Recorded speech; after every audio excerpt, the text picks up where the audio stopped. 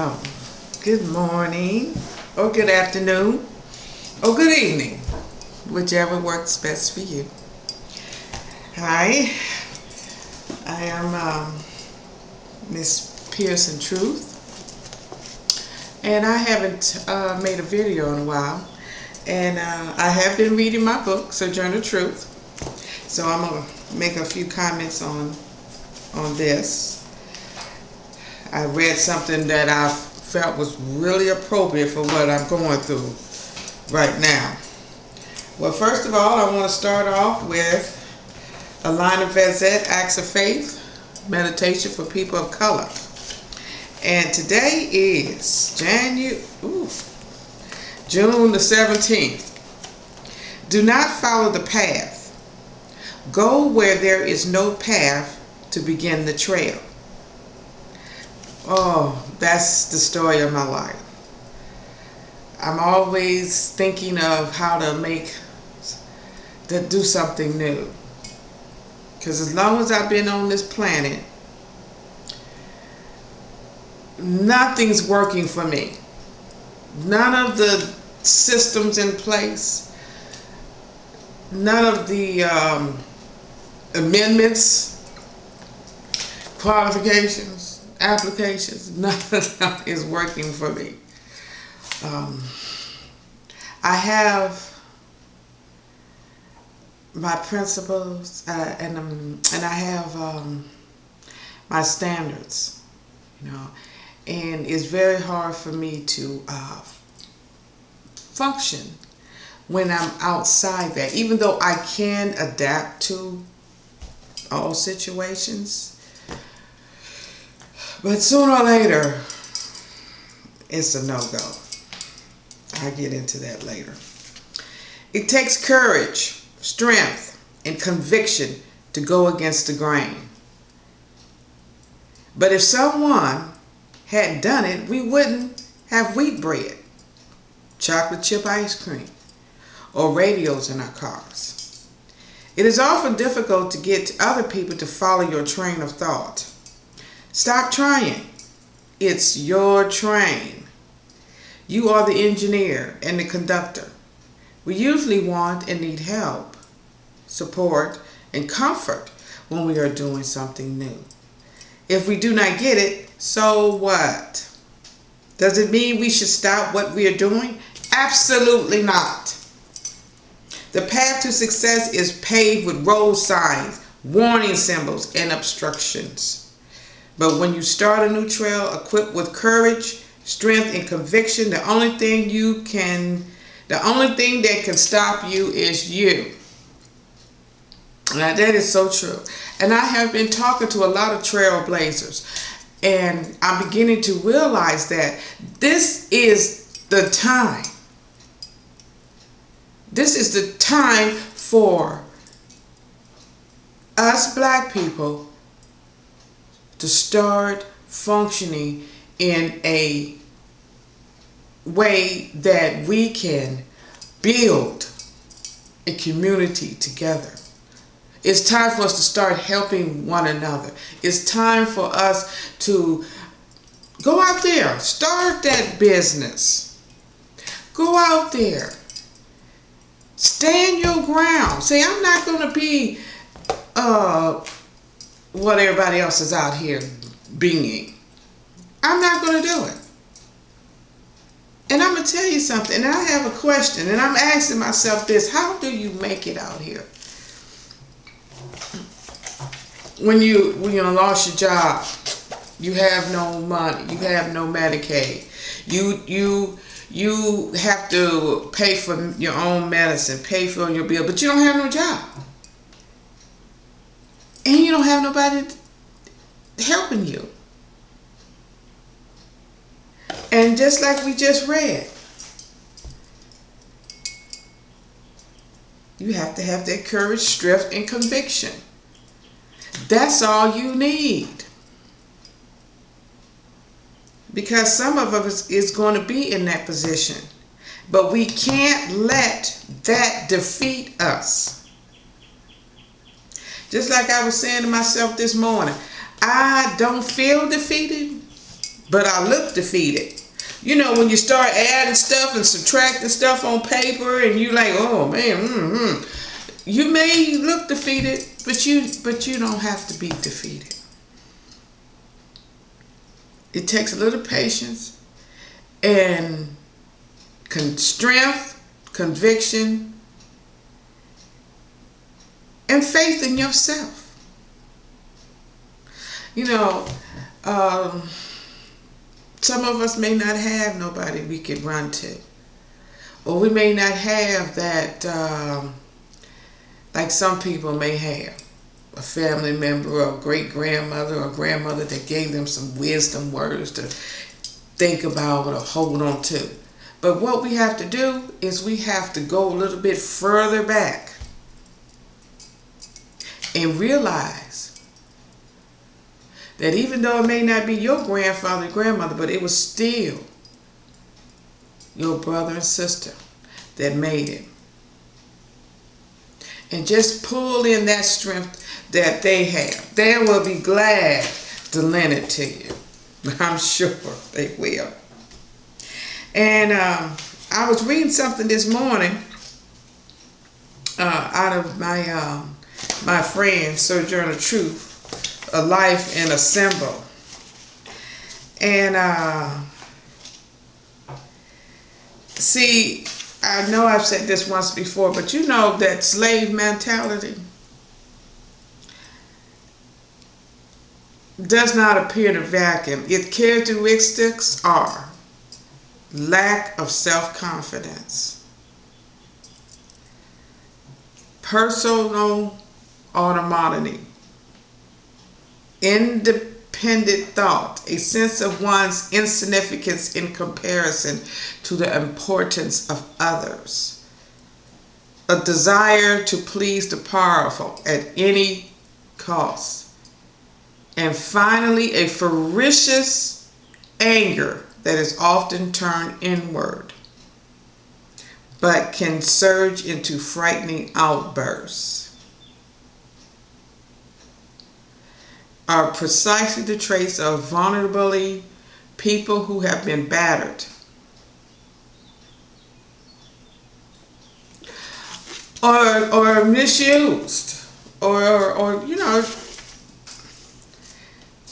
and most black people are, because that's the way they was brought up. Your parents was brought up to beat you when you did wrong, and which I have realized that is the worstest thing you could do to a child. And I know I'm realizing a lot of things, and I'm not going to say it's too late, because I can show someone else a better way of doing things. It's time to break the chains.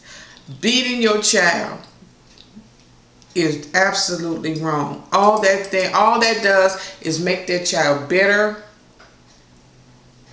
and not able to have self-control. Because when you lay your hands on somebody, you are losing control. And when you lose control, somebody usually wind up getting seriously hurt. And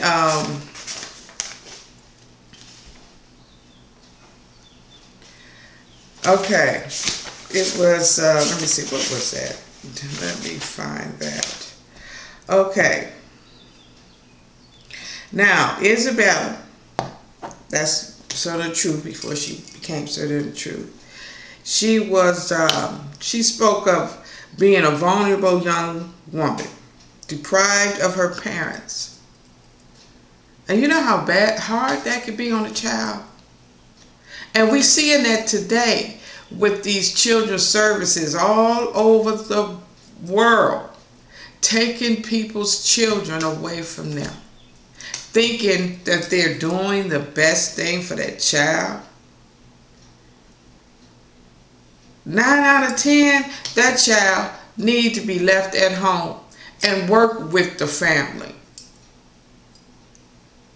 Or if you do take the child, why are you keeping the child away from the parents for years? That don't make no sense. It's the same thing that they did back in the 1800s when they took these kids away from their parents. Now, deprived her parents, overworked, neglected, beaten, and sexually abused. She approached this world with a vivid sense of worthlessness and convinced that superb barriers separated her from the prominent people she worked for. And it's the same way with our kids. When you take them away from their parents, they begin to put inward feelings of defeat,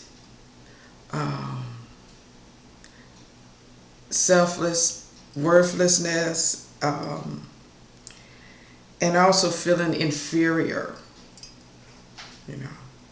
because if they think that their parents are not good enough, then they begin to think that they're not good enough, because you are your parents' kids,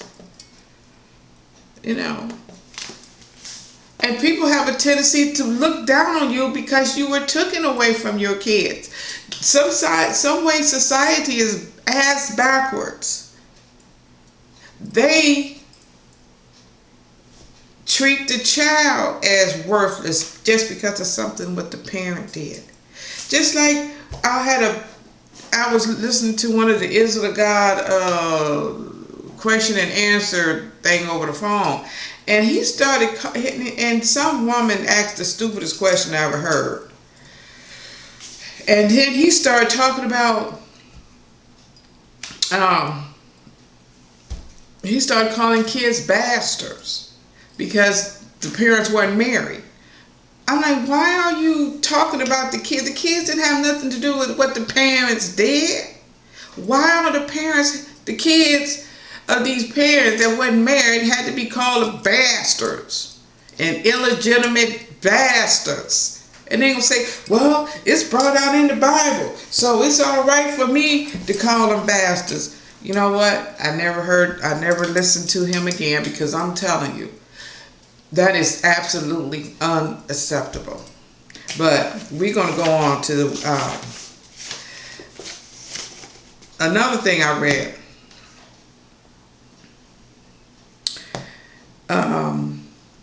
Further down, Isabella, she was talking about how she finally ran across her son that was taken, and seeing her child's tortured body overwhelmed Isabella with sorrow.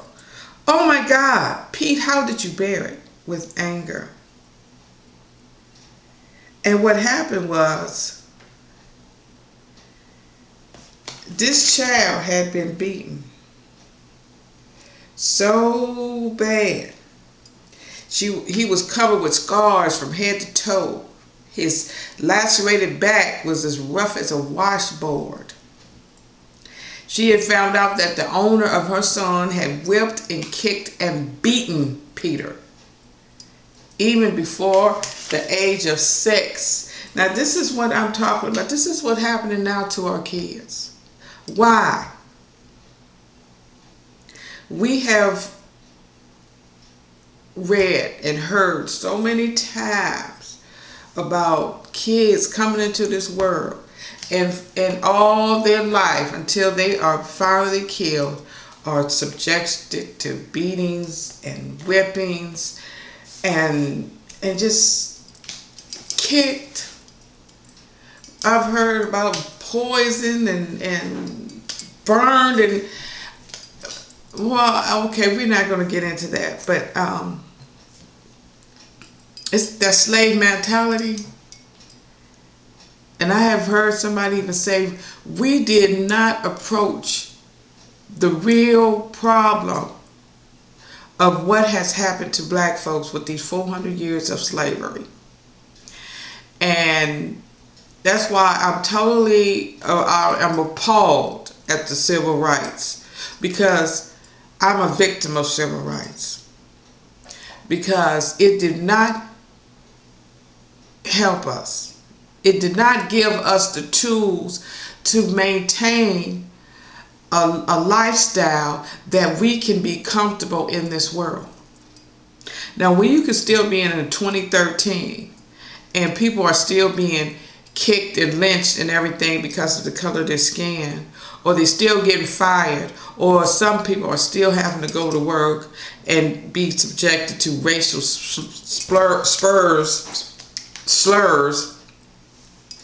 civil rights, it didn't do nothing. It didn't do nothing. And when you still have whole neighborhoods that are rampant with gunfire and AIDS and children that are being abused. But we're going to go on and we're going to continue to learn a lot from my friend Sojourner Truth. And I'm not just her friend, I'm her sister. And she adopted me, she just don't know it. And my name is Pearson Truth now. Well, I want to thank you and for listening. And you have a wonderful day.